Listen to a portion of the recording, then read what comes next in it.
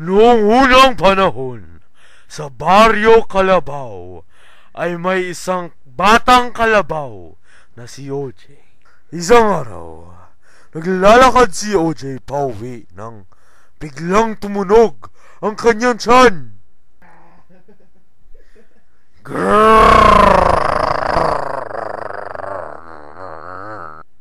Gutom na ako! Sana masarap niluluto ni nanay. Nang dumating si OJ sa bahay nila, nagulat siya nang walang pagkain sa lamesa.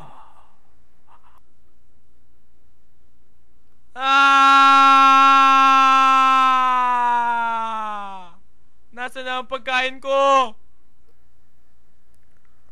Umiyak ang gutom na bata at naisip niya na ninakaw ang pagkain niya. Nasaan ang pagkain ko? Siguro ninakaw to nila Vince o nila Renyo at CK. Lumabas si OJ at nagpunta sa bahay ni Vince.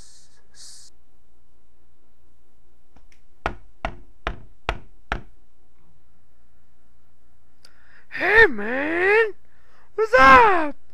Ba't ka umiyak, pre? Ninakaw kasi yung pagkain ko. Siguro ikaw nagnakaw.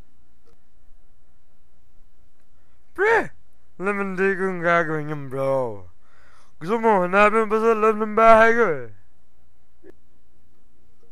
Sana yun? Sana yun? Sana yun? Oto mo? Wala dito?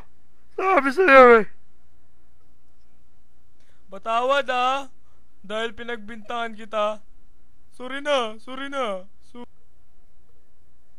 Alam mo pare, okay lang yun. Basta next time, easy lang ha, okay? Dahil wala roon kay na Vince, tumungo si OJ kay na Renyo at CK.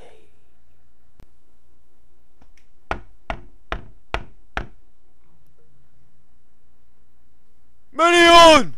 Bakit ba? Ano ba?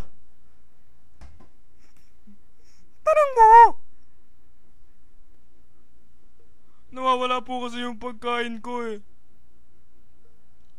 Matapos! Ano naman? Eh? Tanong mo ulit. Baka po kasi kinuha nyo eh. Ano? Kami? Huh? Huh? Ano? Tanong mo kasi. Ano ba? Nakukita ka sa ba? Baka buwasan na tayo! Sakit mo sa mata. Payong ka. Nagkapikunan ang mag-asawa, kaya't hinayaan nila si OJ na pumasok sa bahay at maghanap ng nawawala niyang pagkain. Ay, nako. Saan na kaya yun? Tiwala lang. Mahanap ko din yan. Wala po. Patawad po sa abala. Umuwing gutom at luhaan si OJ. Laking gulat niya nang nilabas ng nanay niya ang paborito niyang pagkain. Nay, saan galing to? Hinanda ko to kanina. Hindi ka na nagpasensya. Kaya't kala mo inakaw. Ikaw ah. Tinetest mo ako ah. Oo anak, tinetest lang kita. Para paglaki mo ay magkaroon ka ng pasensya. Nakakain si OJ ng masarap at natuto pa siyang maging pasensyoso. Moral ng istorya, dapat tayong maging pasensyoso. Amen. Baby, baby, baby, oh.